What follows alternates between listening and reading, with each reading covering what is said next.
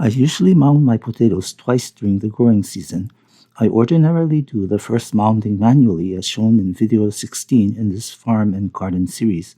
The second mounding requires pulling in soil from a wider area, so I normally use my small Honda F220 tiller with a plow attachment to accomplish this. I only planted one row this year, so I didn't have to worry too much about row spacing. However, if you're going to plant multiple rows, you should take into account the tiller's plowing width when calculating your row spacing. The first step is to attach a transport wheel to the tiller to take it to the field. In this case, I'd spread out the remains of my azuki crop for green manure and needed to till it in before beginning.